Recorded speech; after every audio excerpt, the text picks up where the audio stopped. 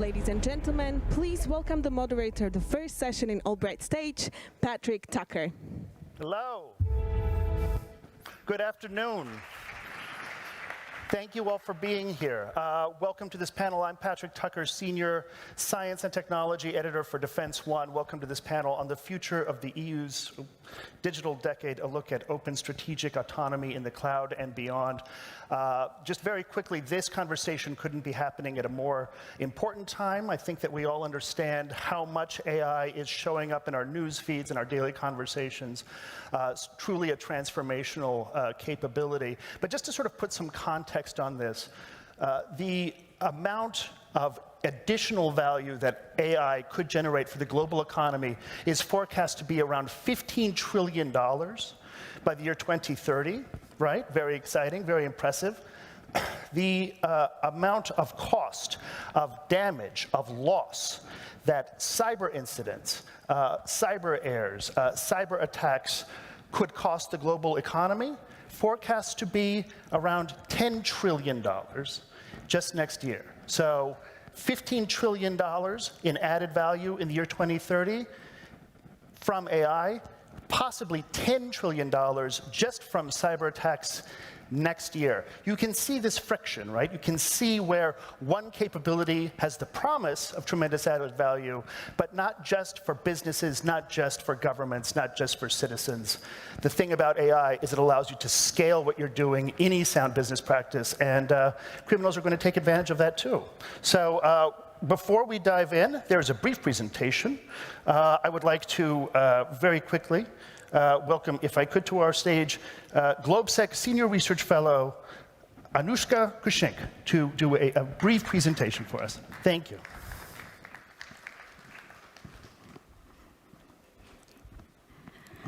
Hi, everyone. Good morning. My name is Anushka Kaushik, and I'm Senior Research Fellow at GLOBSEC, looking basically at cybersecurity policy and technology policy. I'm very excited to be here, not only presenting, but also launching this particular report that's titled The Future of EU's Digital Decade, a look at OSA in the cloud and beyond. So just to tell you a little bit about how the presentation is going to go, I will start by presenting where we are on EU's path to digital transformation and the cyber threat scenario, then look at cloud infrastructure and AI-augmented security, where the EU stands in this regard, and also, of course, conclude with what the OSA model is all about.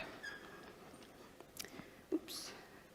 So I want to start by emphasizing that EU is really at a critical juncture.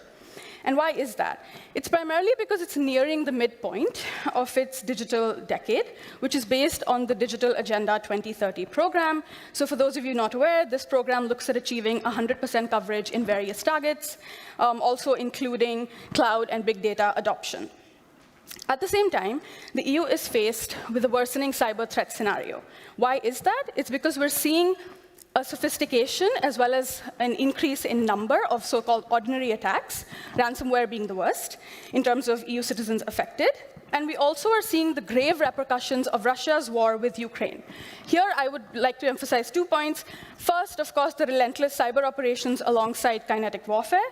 And second, it has also led to a mobilization of hacktivists and cyber criminal groups. Now, from the discussion on this particular cyber threat landscape, I'd like to focus on the benefits, the cybersecurity benefits of cloud services. I mean, I'm not going to go on about the utility of cloud services. I think every single person in this room pretty much uses some sort of cloud service, whether it's as an individual or it's employer or employee even. But I want to highlight that cloud is better for cybersecurity, owing to certain technical functions. Cloud keeps data more secure. This is basically through automated backups, through multiple layers of encryption, and also through rigorous patch and vulnerability management. I also want to say that, and this is an example that I'm pretty sure everyone's aware of, which is that the strategic impact of cloud we've already seen with Ukraine, where the Ukraine government, prior to the invasion, basically moved a lot of their data to the cloud, which allowed them to basically provide government services to a lot of Ukrainians. Now, security research shows us the multitude of benefits for cybersecurity through artificial intelligence. And in simple words, and not to get into the technicalities in terms of the time I have, it basically means that it makes the life of defenders much easier. Here again, 2 points. First, cloud providers were among the first adopters of the AI security functions. And second, a lot of these AI security functions actually depend on cloud computing. So where does the EU lie in all of this? The EU definitely recognizes the importance of this infrastructure, given that cloud take-up is one of the targets for the 2030 program. We also see a huge emphasis on security via the EU Cloud Certification Scheme, where the fundamental idea is that for you as a cloud user, you make an informed choice, and you have some sort of baseline evaluation as far as the security of the particular cloud product. I want to emphasize that there are legitimate technical and economic arguments for the EU to develop its cloud market. Given also the normative approach towards technology that the EU has championed recently, it also has value-based reasons to develop its cloud market. However, the domestic cloud infrastructure of the EU is still evolving and is still trying to gain significant advancements in technology. So in that kind of context, how does the EU basically leverage these technologies to be able to provide the highest standards of cybersecurity to its citizens? And that's where this OSA model comes in. I see that I'm running out of time, so I'm going to be a little bit quicker. OSA really began as a counter-discourse to a more closed interpretation of strategic autonomy. I think the quote that best exemplifies it is, "Cooperating multilaterally wherever we can, and acting autonomously wherever we must," and this is by the European Commission. So we've had a number of member states who have furthered an understanding of OSA through their non-papers, where they basically call for greater resilience and interdependence as opposed to just independence. So how do we apply OSA in the digital dimension? I would say that it is an evolving framework, and the reason that I use the word promise of OSA is that it can be a way to develop a way, it can be a way to basically leverage technologies for the benefits of EU citizens. The basic tenet of OSA in the digital domain should be, first, the provision of an open and interoperable digital infrastructure. Second, that delivers economic and security needs. And third, that also addresses the imperative of sovereignty needs. And I have 30 seconds. So for my way forward for the EU, I have 2 sets of recommendations. First, on OSA itself, establish a uniform vision of OSA principles. Ensure that has a multidisciplinary approach. Third, ensure that this particular framework is actually adaptable to new and emerging technologies. And finally, at the same time, to achieve the twin goals of providing the highest standards of cybersecurity, as well as supporting EU innovation, the EU must make use of sovereign controls offered by global cloud providers. And maybe the last point I want to make is that the EU must also ensure that smaller member states, especially those in proximity to Russia, and of course we're standing in the right place to have that conversation, are supported in their cybersecurity goals via access to secure digital infrastructure. My time is up. Thank you so much.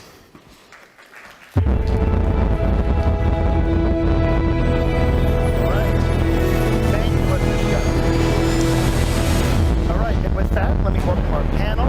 We have Anushka, Brandon Tseng, Lukáš, Kintr, and Liisa. Please join me on stage. And for all of you out here, remember, we're all live, we're all existing in three-dimensional space. You're interacting with us in real time. Use the Slido question map. Ask questions. We want to have your questions. If you are allergic to apps, we have someone in the room that can give you a microphone. But please, we want your participation. So thank you all for being here with me. Let's start with you, Anud, because we just had a great presentation about the effects, the value of cloud services in basically securing normalcy, securing continued government services for a country that was facing war. Massive benefit from cloud technology as it applies to Ukrainians. And I don't think that Ukraine would be where it is today in its position really without enterprise cloud. Right now we're having a massive discussion in the United States, across Europe. There's new news out today about certain EU policy guidelines that are going to shape the development environment for artificial intelligence in the future. How do you see AWS participating in helping to promote and secure ethical AI? So thank you for the invitation first. So A couple of things about this. I just wanted to say a few words about what you said about Ukraine. As you probably know, AWS helped the European government to migrate a significant amount of data in order to allow the Ukrainian government to keep their operation running, particularly with respect to vital data sets and workload. So it's absolutely fundamental also that we recognize a sort of a partnership ongoing and the value that private sector can bring also in this context. Just to mention that in passing. Yes. Then with respect to the topic of ethical AI or responsible AI, as we call it. So on our side, there are, I would say, two main dimensions. One is what is going on at international level, because there are a lot of initiatives in Europe. You have seen also the recent adoption of the EU AI Act, and at international level there are several initiatives coming from the G7, the White House, and so on, that are also going in a particular direction. But I think what I want to stress is that we value very much a sort of a broad harmonization of what is necessary to manage the risk and the security risk, particularly, or the safety risk, with respect to AI and generative AI. And if there is if this collaborative effort is successful at international level, this will also simplify the implementation and the adoption of AI. So that's one thing. It's the international dimension. Just to name a few examples, so we adhere to the White House voluntary commitment on generative AI. Again, in order to be allowed to implement the necessary mechanism in order to help our customers to manage their risk when they develop their generative AI tools based on AWS. More recently, also, we are part of the Munich Tech Accord on disinformation, so also super important to mention this part, particularly in this region that is under a huge volume of attack on this in this particular area. And more specifically to AWS, what we are doing is really to make sure that we integrate responsible AI in our development lifecycle, and basically with a couple of dimensions. One is making sure that we have the appropriate policy in place that sets also some use case limitation when customers use our tools to develop their own tools. So that's one. So the AI acceptable policy. Then you have, let's say, the more technical piece. So what are the sort of developments that we put in place in order to make tools available to our customers so that they can evaluate their model, the model that they're developing, that they can also put and develop the appropriate safeguards in place. And the last dimension is more about transparency measures. So we have developed what we call AI services cards, where basically we provide a lot of information to our customers on how to use our services, what are the limitations, what are the design recommendations, what are the use case limitations as well.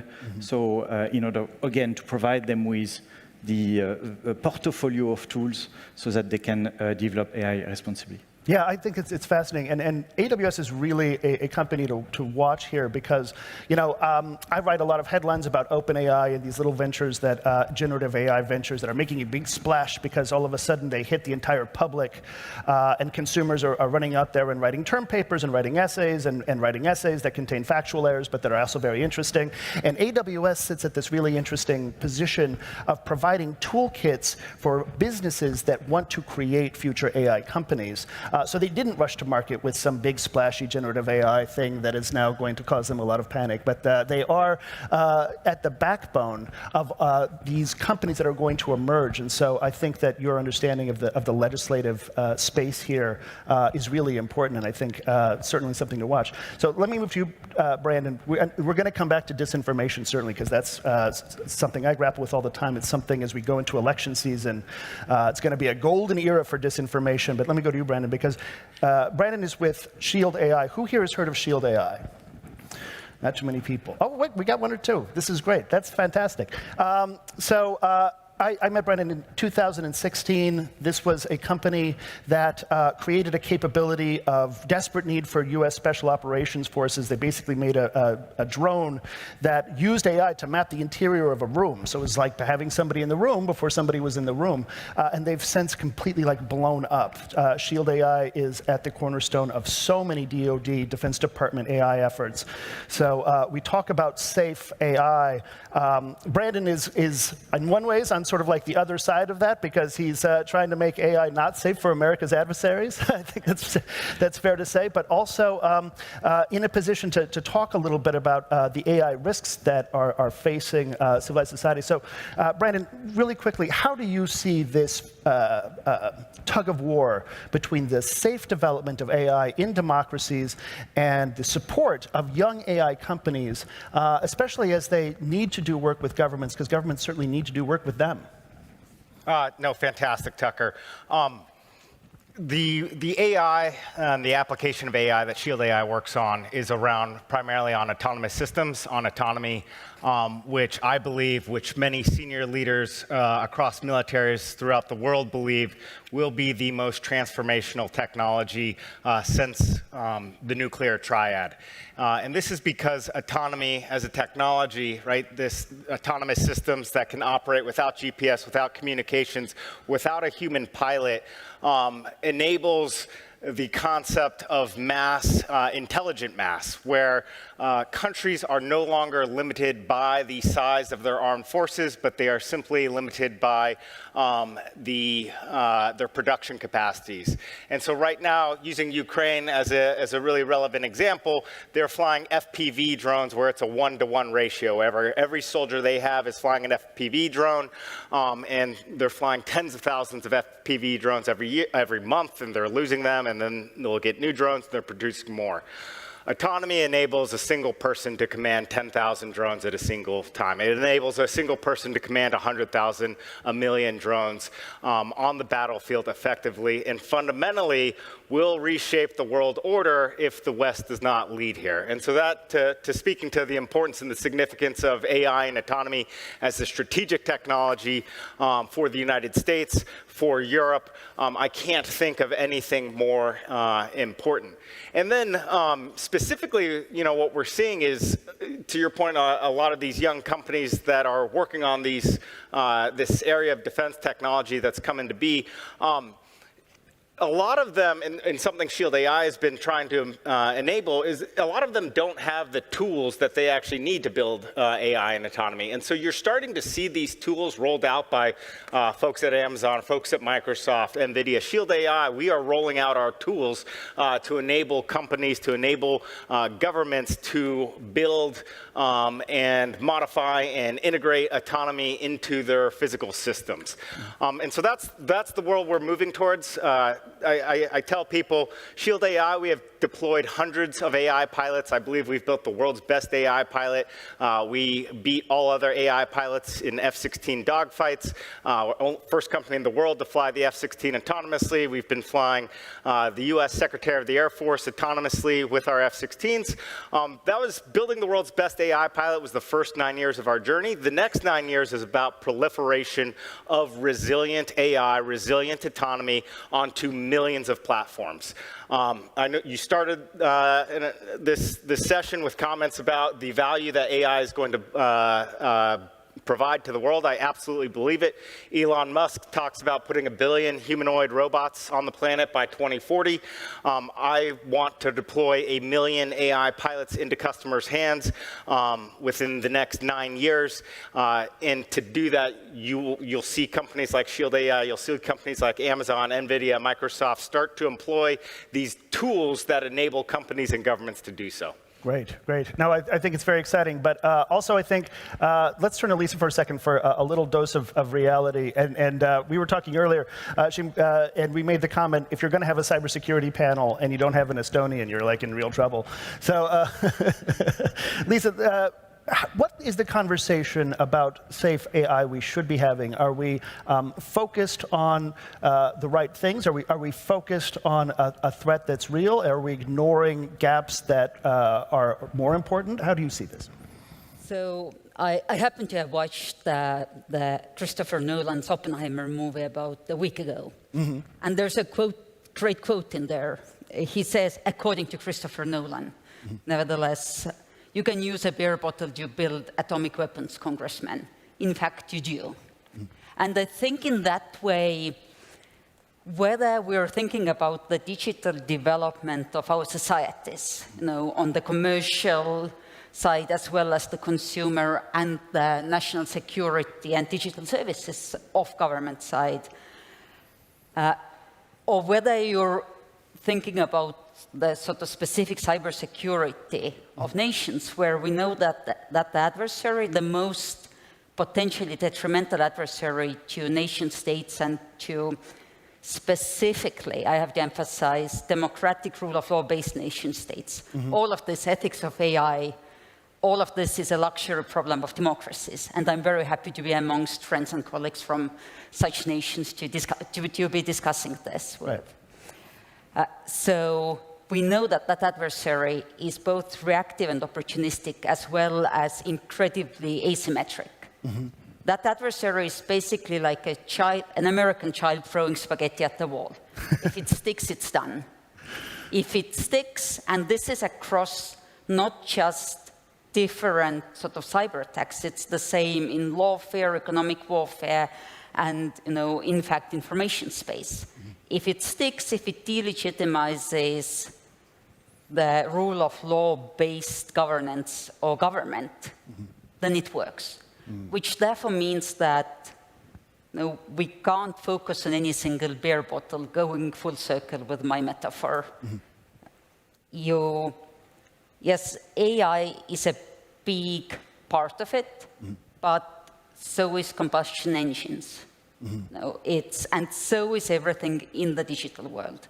I think for us, when we're looking at AI, we have to understand that it's like everything else. It's not a silver bullet, and I apologize for the cliche, but it's not. It will never be better than its training data. It will never be better than what it's learning from, in case that AI is a specific machine learning sort of AI. Which therefore means that AI by nature, no technology by nature, will be more ethical, more democratic, more productive than its deployment. It's value neutral. And we have to be very, very conscious of that. And just like with AI, it's the same with post-quantum computing and the cryptography that comes hand in hand with that. It's the same with connectivity, 5G and beyond. It's the same with cloud computing was mentioned. And I think we, especially as policymakers, so easily walk into the trap of, cloud is safer than on-prem, AI is better than humans. And I mean, having been in the trenches with a bunch of engineers who've not slept for 72 hours, in the end, it's all about assets that you're protecting, the risks that you're managing, and the requirements for your systems. And there's a bunch of systems which I could very easily make 100% confidential and maintain 100% of integrity by taking whatever carries the information, whether it's a wood tablet or some sort of a server, burying it at the bottom of the Pacific Ocean and putting concrete and the submarine over it. But the availability of such a system is suboptimal at best. So I think we can't walk into the trap of any particular technology being the end-all, be-all. Yes, it has huge uses, especially on the attacker side in terms of spear phishing and social engineering, because AI does speak better language of all of our mother tongues than most of us do. And on the triage and sort of sorting through what's going on, what stands out on the defensive side.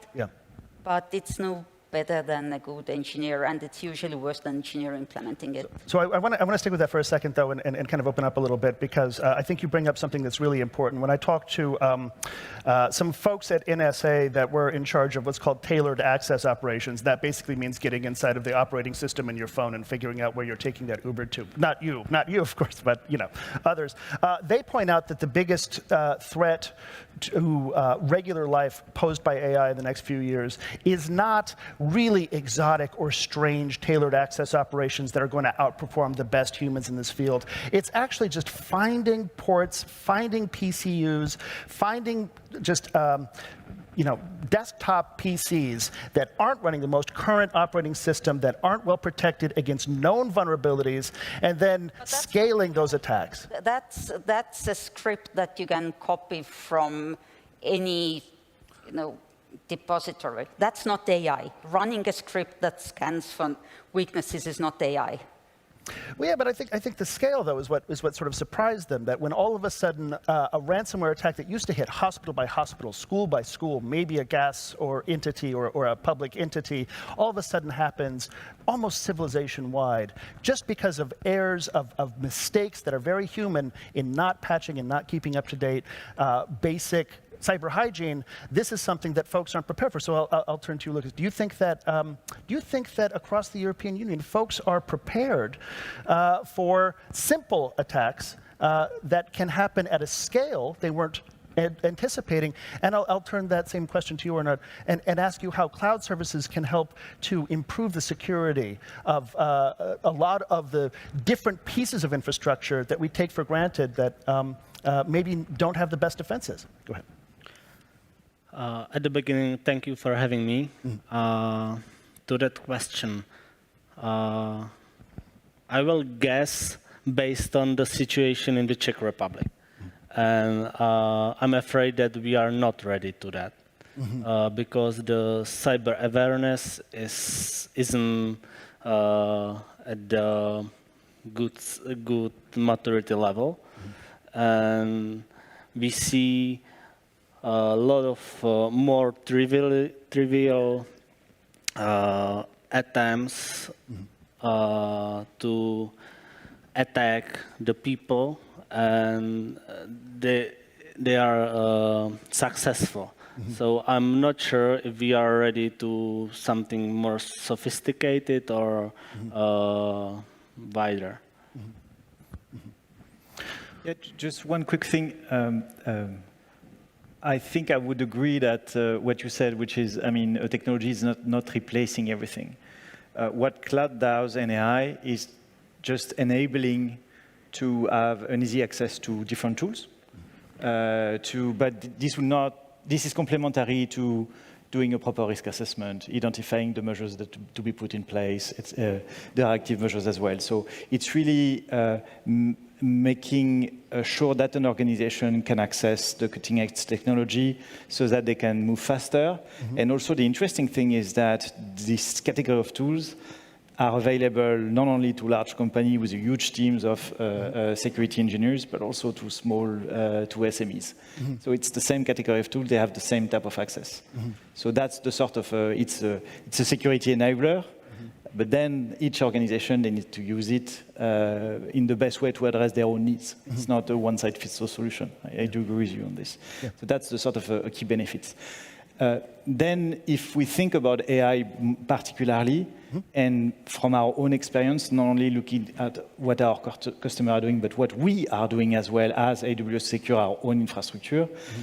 So this is a sort of a revolution as well, because we also benefit from this tool to go faster and to do better respect to protecting our infrastructure, our global network, and the data of our customers. If I would like to give you just one example, we are using and we have developed internal AI-based tool in order to monitor the DNS requests that are, let's say, pinging every day or that we are receiving every day. Yeah. And then among these requests, we identify the malicious ones. So we are able with these systems to monitor 200 trillion DNS requests per day, which is quite a lot, in one single AWS region. A region is, for instance, in France or in Italy, composed of several data centers. So you can imagine the sort of a scale that we're able to reach. And then we identified something like 180,000 malicious requests per day, which is quite significant as well. So basically what I mean is that with this tool, we are able to go further and to make sure that the information that we are able to identify and to use and to assess is more accurate than before. So it's really for accuracy purposes that these AI tools are super helpful. Yes, yes, and I think that's, I'm going to go back to something that Liisa pointed out and bring that to you, Brandon, because I think you make just such an important point about, data integrity. Any AI tool is only as good as the data that, underlies it. So if you're thinking about autonomy in the military context, and you're thinking specifically about drones that are going to use sense data from cameras, but possibly also use open source maps and open source intelligence in order to execute on a mission. How do you go about thinking about this issue of data security and making sure that both you have all of the data that might be necessary for an autonomous entity to complete a mission, but at the same time that all of that data is secure, or that you understand the risks of using data that's not perfectly secure in such an environment? Yeah. One, this is like one of the roles that humans will continue to play, which is the verification of data. And so, to Lisa's point, there's still a very human element involved when developing these systems. Because at the end of the day, you want systems that are going to be resilient to bad data, to misinformed data. And that goes across all applications of AI, not just autonomous systems. In the same way, you want ChatGPT to be resilient. You want Grok to be resilient. You want self-driving cars to be resilient to these, to bad data that if it makes its way through the system knows how to react to it. And so the ways that you can do that, one, you have, you're continuously verifying and validating your training, your models, and that's a role that humans play. Certainly, AI can help verify and validate a lot of your models as well. It can validate a lot of the data that you're checking in on as well. And the second aspect of that is the people that are actually, real live testing it, like your users who are testing it and validating it, and then building into your models this concept of resiliency where that they're familiar. They can react to things that they have never seen before, can react to things that they've never been trained on before, simply because they have simply because they're resilient. They have an aspect of lifelong learning built into them, where in the same way I can present this entire room with some sort of bad data point, and we'll all react in different ways, but perhaps it's something we've never seen before, but because of all of our experience, all of our learning, we're more resilient to that negative data. You build an AI system, you build an autonomous system in the exact same way. Yeah, I think that's fascinating, and I think that it also really speaks to the contrast in the different ways of wars between democratic states, between democratic systems and autocratic states, because I've watched the Defense Department from the very beginning work really hard to try and place an emphasis on what's called human-machine teaming, building AI that humans respond to, where the operator plays a role in basically having a partnership with the system that it's going to work with, and you give up perhaps a certain amount of timeliness when you do it that way, or you can have just sort of like a push button attack, which I think characterizes much of what we're seeing from Russia in the Ukraine war, where they're just very indiscriminate, and the possibility of being indiscriminate at scale if you don't hold collateral damage in much regard, that also increases with AI. But as you point out, Liisa, that's not necessarily new. That just actually speaks to the way of Russian warfare under Vladimir Putin. So let me stick with you, Liisa, for a second, and also Lukáš. And Arnaud, if you want to weigh in on this, of course you can, but Vladimir Putin's aggression against democracy, as I think we all know, is not just limited to Ukraine. European allies have seen an increase in hybrid attacks aimed at destabilizing political discourse through disinformation, compromising infrastructure via cyber effects, etc. So how has has the hybrid warfare landscape changed right now across Europe? How are emerging technologies affecting that? Yes, Lucas and Liisa, please. Okay.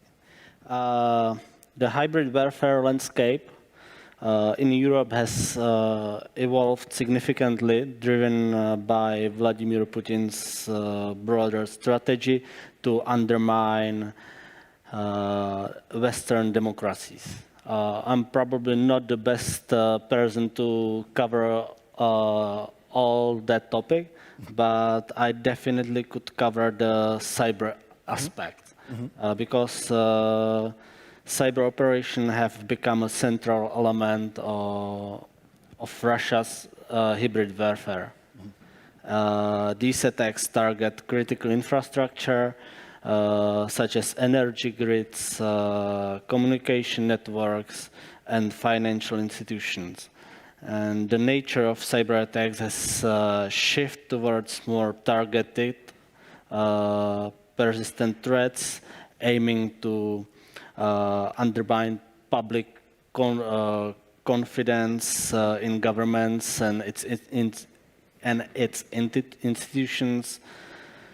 Ransomware attacks, data breaches, and cyber espionage are increasingly common with state-backed actors, often employing sophisticated malware and zero-day exploits. Liisa.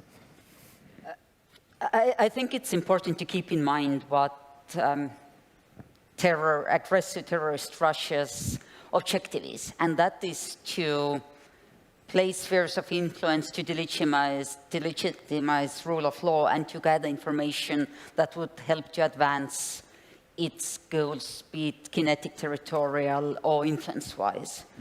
So it's not necessarily to compromise any particular system or even any particular institution or government, but it's rather to create fear, confusion, and doubt, and then make it look like democracy and freedom of speech and all of that is not really any different from what they have going on in totalitarian regimes. So you have to put this sort of waves of automated attacks that clearly, since this current stage in the war in Ukraine, have sort of washed across Europe quite predictably. They tend to go for about 3 days. They start in the southwest and go across, targeting homeland security, targeting transport, that sort of sectors early on. And it's clear that critical infrastructure, just like you mentioned, is not a taboo. It was believed to be so maybe 10 years ago, but it's not that taboo because, again, critical infrastructure not working influences people, or media outlets, government websites, so on. So, but in looking at that, it's keeping that wider context in mind. Similarly, people waiting to cross the border in or out of Russian Federation have been weaponized by slowing down, in an Italian strike of sorts, I guess, the border crossing on the Russian side in the Narva-Ivangorod border, which is probably the easternmost border crossing into Russia from Europe. Yes. So there's opportunistic aggression, seeing what works and what gets on the Western skin is what it is. And for that, there's anything from synthetic misinformation campaigns to automated and then also well-targeted cyber campaigns. Yeah. I mean, all of us must have been a target of very well-designed spear phishing on a weekly basis. Yeah, yeah. Let me stick with that with you, Brennan, because hybrid warfare. Who here is familiar with that term? Oh, damn, okay, 1 or 2 people. So basically, it refers to warfare that doesn't exactly or overtly express itself as such. Instead of seeing a battalion of uniformed entities moving towards, a front line, instead it is compromising an election through disinformation or a hack and leak campaign. It can mean disguising commercial vessels or disguising military vessels as commercial. This is something that China, for instance, is kind of doing. So you have Chinese merchant vessels that have basically been militarized, but they aren't officially militarized. And it's really hard to kind of keep track of who is and who isn't in aggressive force. So, Brendan, let me turn to you with that question. Where are some ways that AI could actually help reveal some of these hybrid warfare tactics through by monitoring, for instance, different ships, different vehicles, different people that are actually serving the interest of an autocracy, but aren't revealed as the entities of warfare from that state? Yeah. Fantastic question. I think it could help a lot, but it's a very, very hard technical challenge. Just as it's hard, I think the way that people should think about the challenges of AI, if it is hard for a human to do, it is going to be hard for an autonomous system to do. It's going to be hard to engineer. I'm not saying it will necessarily be hard for an AI to do once it is engineered in a good way to do it, but just the challenge of discovering what you are describing largely as deception tactics, deception techniques, and then true on information operations, cyber operations, is a really, really hard thing to counteract and detect. Can it be done? Yes. Is it require very sophisticated engineering, very sophisticated data sets? Yes. Is it going to be the thing that actually people say, you know what, this is how we're actually going to people need to think about what they want to use AI or autonomy for. And I'll tell you, I don't know if that is like the best way. It's not a, you hear people say sprinkle AI, sprinkle autonomy on everything. I disagree fundamentally with that statement. You need to see, is it going to solve, it's a tool where you have to ask yourself, is it the right tool to solve this problem? And it's a good question. I don't know if it is to counter these deception tactics. Yeah, I think it's a question that a lot of governments, a lot of people are going to be working with for the minute, because those hybrid warfare operations are certainly going to continue. Let's go to some of your questions on the Slido app. You still have time to get some questions in if you want to. Here's one that's very popular. What role should transparency play in AI algorithms, particularly when used by government agencies? I'll just throw that out. Liisa, please. So huge, but I think it has to go beyond transparency. I think we have to focus on explainability. Mm-hmm. Because in the end, just like with anything that you can't expect a reasonable lay person to understand the technical details of. Mm-hmm. Let's bring the analogy of medicine. Mm-hmm. We have these huge information sheets that come with our medication, mm-hmm. that explain not just the ingredients, mm-hmm. because I really have no idea what that molecule does, mm-hmm. But explain why that molecule is in this particular prescription and what that means to the human. Mm-hmm. So I think also we have to shift the mindset from transparency, mm-hmm. because seeing the algorithm, mm-hmm. Most of all, how many of us would recognize an algorithm if it hit us on the head? and I'm not being funny, sort of. Yeah. But second of all, you have to meet the audience where it is, and explainability is where it is. Mm-hmm. Yeah, I think that's a really good point. Brandon, can you explain how you created an AI that can beat F-16 pilots?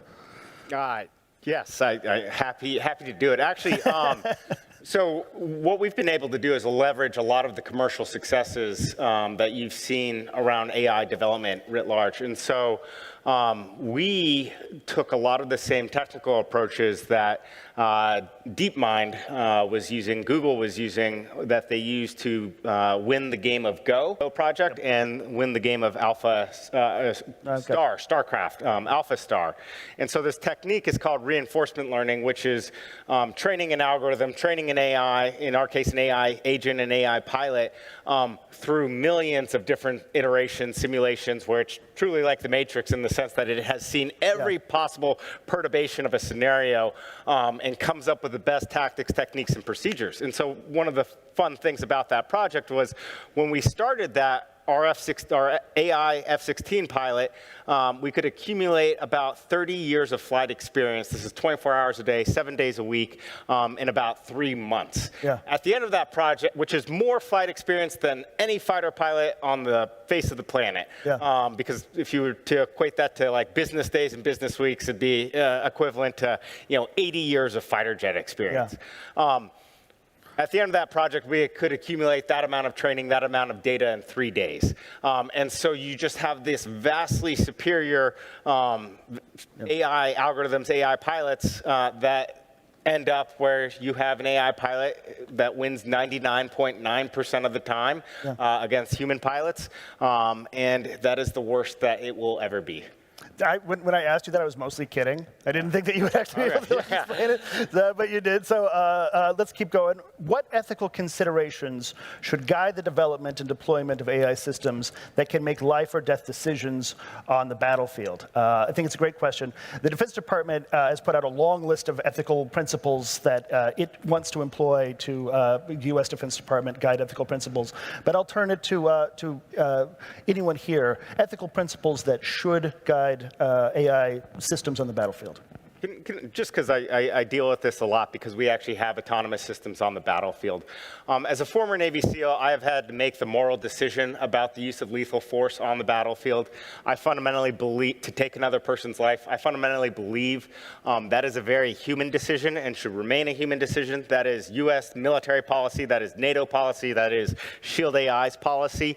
And so at the end of the day, I think the West has aligned that in no way should there ever be a person that is out of the loop with the decision making as it relates to it. And that is how we operate our weapon systems today, where whenever we do a drone strike, or whenever we do a missile strike, there's a human that is in the loop or on the loop the entirety of that decision making process. And I think that's what we'll see in the future. We'll see what our adversaries do, obviously. And some people ask, well, what if the adversaries, don't abide by that, right? Won't we be at a disadvantage? And I tell people, it's like, look, I think it's important for the West, the US, the West, Europe, to maintain that moral high ground. Because while you might be at tactical disadvantage, I fundamentally believe that moral high ground gives you strategic advantage in the long run. And we've seen that play out in a number of conflicts. Yeah, and that's also so important for keeping your allies and partners wanting to participate with you. And that's what allows the United States and UK and France and Germany to participate together, as opposed to Venezuela and Syria, which are, not necessarily the best partners that you want to have. So here's a great one that I think can go to Arnaud, go to Liisa as well, go to Lukáš, really anybody. So it's kind of jump ball, but it applies to all of you. How can cybersecurity agencies, such as the in UKIB, help to build resilience, possibly through new legislation and new cybersecurity law? I'll start with Liisa, and you look like you want to jump in. So I think overall the key question here is also about collaboration between the private sector and cybersecurity agencies. That is absolutely key, but also above all consistency in the approach, in the regulatory approach. We have ended a very intense legislative cycle in the EU, particularly in the field of cybersecurity, with the DORA legislation in the financial sector, the Cyber Resilience Act, the NIS2 directive, and now it comes to the implementation. I definitely believe that it's super important to keep consistency and harmonization in the process, not only in Europe, but also, let's say, between Europe and allies. So to give you, let's say, more practical examples, all these legislations, they are adopting a risk-based approach, which is very close to what companies are effectively putting in place. So it's based on risk assessment, defining appropriate measures, but also reporting cybersecurity incidents. So what is fundamentally important is also to put ourselves in the shoes of these security teams that are handling and tackling this issue on a daily basis. And when they will have to report security incidents to a cybersecurity agency, they need to have the same template, the same format, the same timeline also to do so. So if in, I don't know, say in France you have 2 hours to do it, in Germany 15 hours, and in Finland 3 weeks, then it would be super burdensome for the team. So having a consistent approach, more cooperation presumably also between cybersecurity agency in Europe, cybersecurity agency in the US, and elsewhere would be definitely a benefit. For one reason particularly, and sorry, it's probably it's not breakthrough, but because also cybersecurity threats are borderless. So we need to have exactly the common and same approach to it. I can't agree more with the point of needing to harmonize requirements, especially when it comes to reporting both of the big platform providers and also essential service providers. So my answer maybe is a little counterintuitive. You should regulate technology by not legislating for technology. Because laws, by the nature, for need of legal sort of stability, which is sort of almost constitutionally required, are slow to change. Okay. So you regulate for principles. Whether it's privacy, whether it's human in the loop, no life or death decisions being made without the human in the loop, whether it's freedom of speech, whether it's responsibility of someone. You regulate on the principles, and then the how, the technology, has to be in lower level acts, because those are easier to change. The moment you name technology in a law, you've written yourself in a corner and you're stuck. Okay, I want to stick with that. And also, we've got 4 minutes left, so we're going to lightning round it a little bit. There was a lot of discussion about discrepancies in regulation between the US and the EU when it comes to AI. How are we going to effectively bridge the gap? So, and again, we're lightning round now, so we take great thoughts and we squish them, make them smaller. But yes, anybody, shoot.